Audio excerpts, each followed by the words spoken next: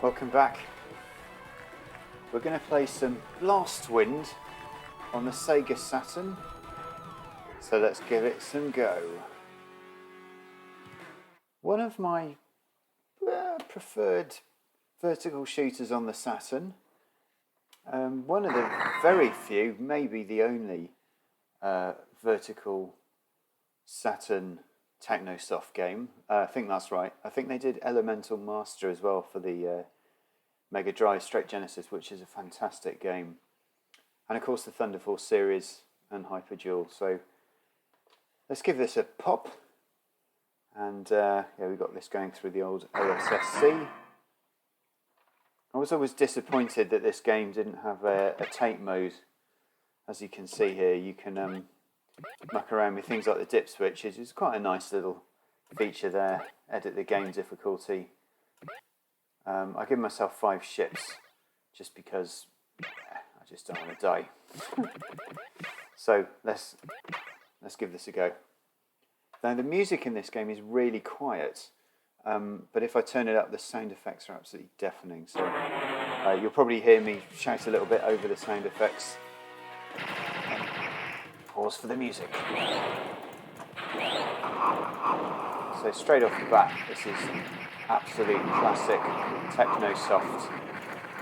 I don't know where they sampled those explosions and sound effects. It sounds like a Hoover working in a space station or something. It's crunchy as hell. Beautiful graphical style. Well drawn, well animated. See the word Gorn comes up a lot. Apparently this is taking place after some kind of Terminator style IT Armageddon. Someone like Elon Musk probably let his AI loose on the world. After someone apparently called Noah rescues humanity with an ark. A bit of biblical references there. But somehow the ark didn't manage to save everyone, and robots got the better of Noah, and it's just left to 2 spaceships with fairly standard weapons to save the world. Now, I'm reliably informed that player 2 looks quite different to player 1 in this game. Very nice background, that reminds me of old Truxton 2, I think. Now, I haven't gone into any detail about the gameplay at the moment because there's quite a lot going on the first level, but I'm just going to try and clear this boss first of all before I do anything, and then I'll turn my mind to describing the game's, some of the game's unique features. Decent bullet patterns there, pretty nice play. So you get a few extra bonus points for not using up your smart bombs. Really nice graphics on this level. Okay, so the gameplay mechanic is this. If you push that button, you go into it. The screen will branch off to the left. See a nice bit of animated background there, a bit like Last Resort, don't you think? Beautiful. But I'm not going to do that. There's some of the bonus points there. I'm staying on the higher score in the middle of that. So yeah, the game branches on every level, and this means that you follow a parallel path to the boss. Different boss, different backgrounds, different enemies. I'm not sure if one is an easy and one is a difficult kind of path, but it's really nice to have a variety. You can play the whole game through on standard path and then play it through again on alternative path, and you've basically got 2 sets of levels, more or less. Okay, the other thing to mention is you've got 2 different front weapons. They're very low powered at the moment because I got hit. Ah! Nice advert for Technosoft. So this is like a homing weapon. When it's powered up, it's obviously slightly more dangerous. And you obviously have a smart bomb, which I might use, given the given the lack of my skill in clearing this boss while I'm trying to describe the game. Ship moves quite quickly actually, and unlike Dodonpachi, when you hold the, when you sort of fire a laser, your ship slows down. Obviously this is a standard shooting mechanic, so that doesn't happen. Worth pointing out, the scenery is not fatal unless you get stuck.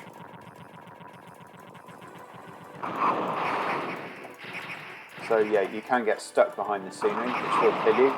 It doesn't kill you just going into it, which is a nice touch. I do find it tiresome. Bit of block pushing here. Both of my brain cells used up in that operation, and I might get hit. It's interesting that there are coins, isn't it? So there's coins, flags, and dollar signs.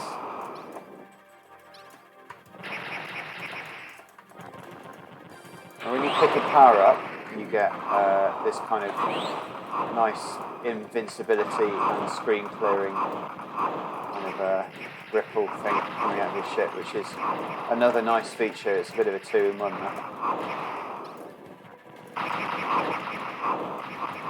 I hope everyone can see this image as clearly as I can on the monitor.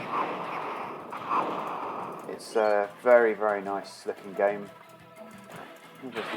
Strange kind of game mechanic there. Oh damn. Obviously like the idea of having the button pressing gameplay mechanic.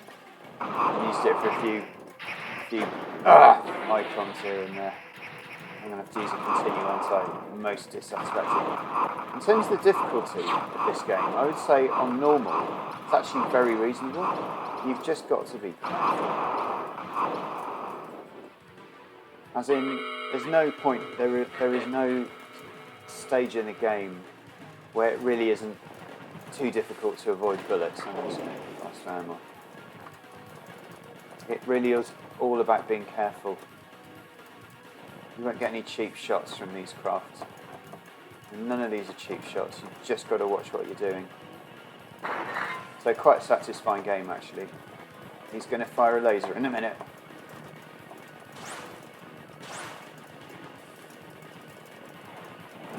Oh, I had so much notice and I still cocked it up.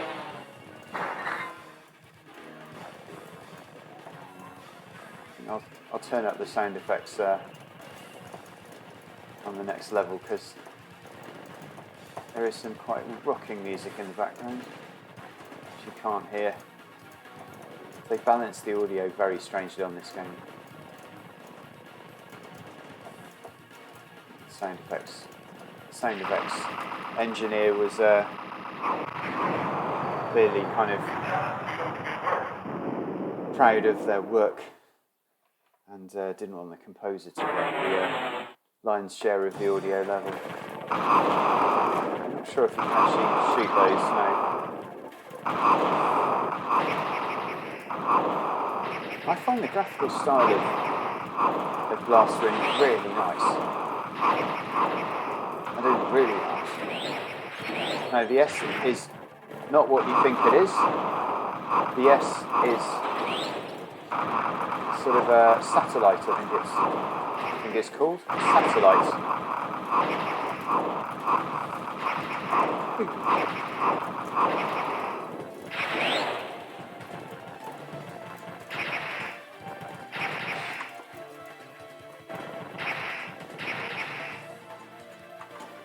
So that's my homing weapon. When you got a little bit more power, these things are pesky.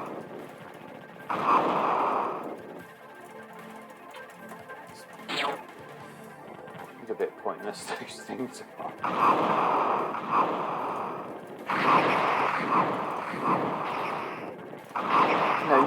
You can tell by my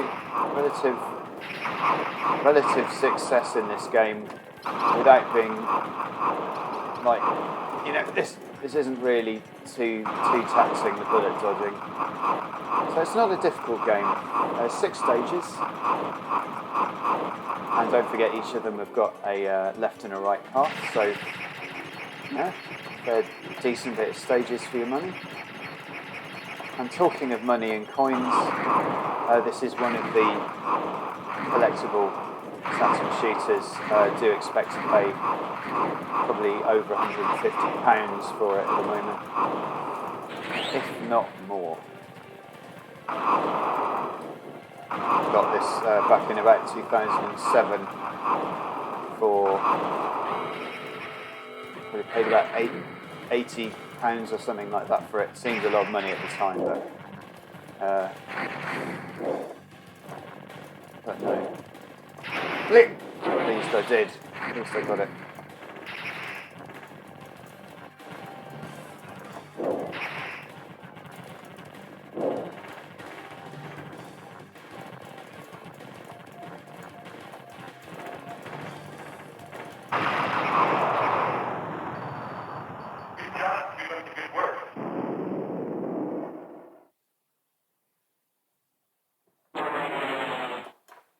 Dimension Cave.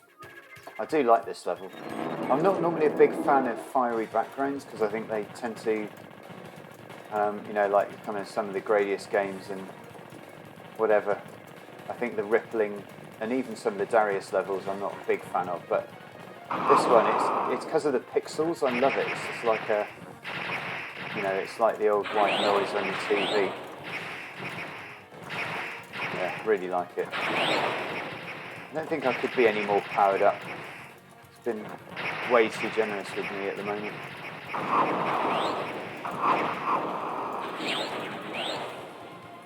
Interested to know what you think of this game. Is this a kind of relatively unsuccessful Fun Force Technosoft game? Not in my opinion. I think it's every bit as successful as their other games. It's just very different. It's vertical.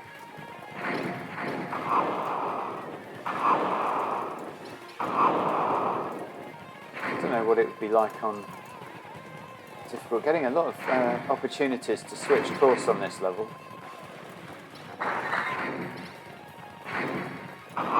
Just thought I'd play it through without switching course, and then leaves the opportunity open later in life to record a video where I take the second path in all the levels. God damn it. I mean, life's full of surprises.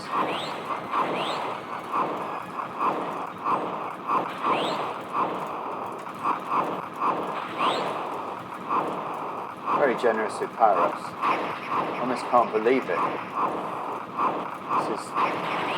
This game is easy compared to Thunder Force 4 and 5, but absolutely lovely to look at.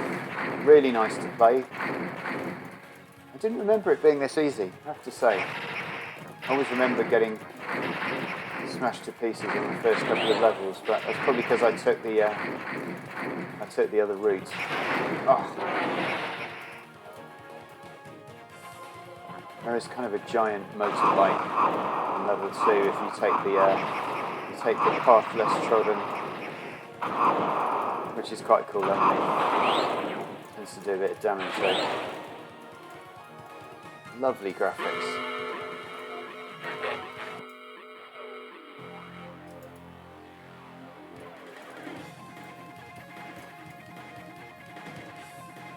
Don't be deceived.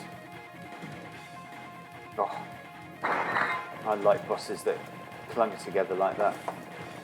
The first one that ever did that in a game that I played was Gunhead on the PC Engine. First boss. Oh, why did I try and stick in the middle? Stupid. But yeah, they do it all over the place now. Nowadays, being 1997.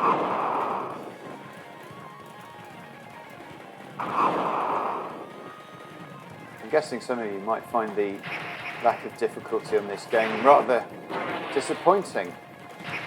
I'm going to release off some bombs because that laser thing is a little bit unpredictable. I just like to stick to one credit really on this. More bright colours.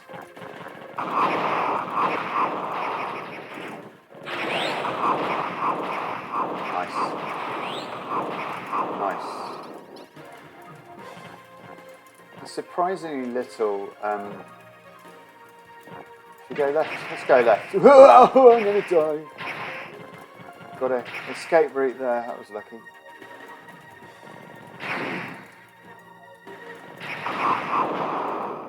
Oh, I'm going to continue because I didn't see that coming. There's something on the side of the screen there that I can't see.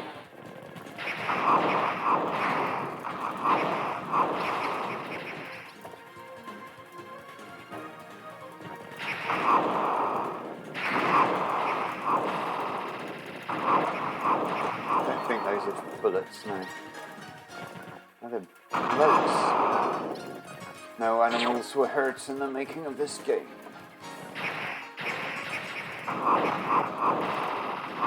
Quite unpleasant, some of those tanks. Surprisingly unpleasant. It's bizarre having these things that grip to the sides of the screen.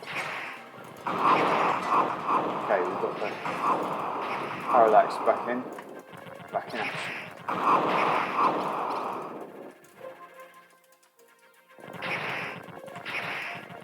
And the weapons are really responsive. They look like hyperdual.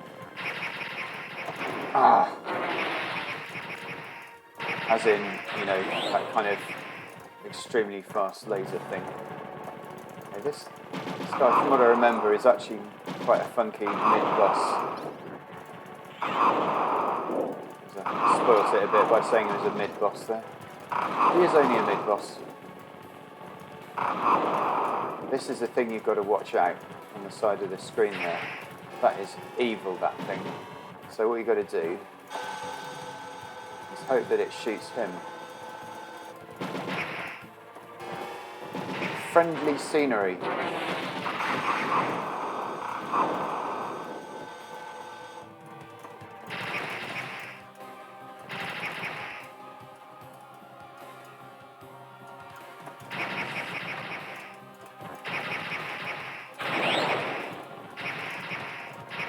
I did consider putting this video so that it filled the screen and got rid of those borders because I think they're a bit ugly and they kind of detract from the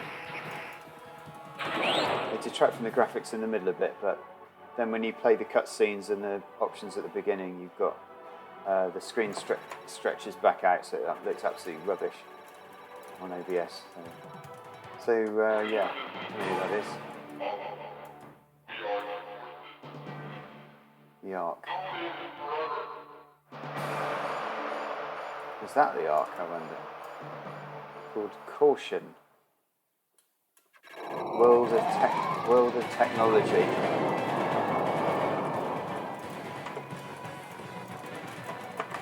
Get a couple of them anyway, good measure. You can see that coming. Rather phallic bombs there.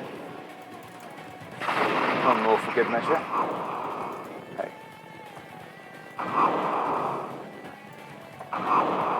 Is that one? Another one of them shooting from the side. Oh, I hate continuing. Getting messy now. Oh, it's getting messy. Got to get rid of that. It's not helpful, that vacuum cleaner. Flush. Ooh, nice. Very nice. Making an alright pig's ear of this. That is gorgeous. Why not use that effect again? I would. Sometimes in shooting games you get one boss that does something incredible and you never see that effect again for the rest of the game. This guy, they thought, no. Don't tell me there's all the blokes that Noah just took and ejected.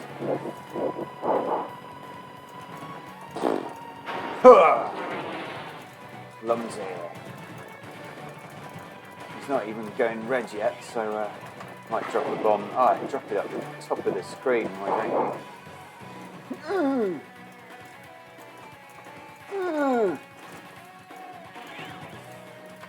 Sorry, I should be pressing that button, shouldn't I? Doing much good firing forwards at the moment. Come on then. One more go. Oh, for fuck's sake. Gash this up on the last level. He's going red. He's going to drop.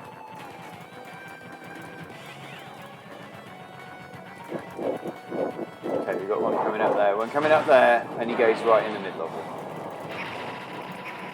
Brain not working quick enough.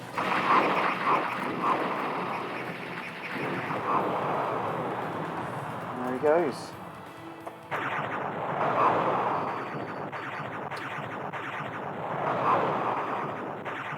Quite a lot of explosions going on there. And it finishes.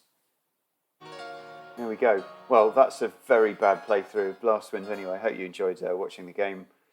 I may make another video with the other route, as our Neanderthal friend there appears on the screen.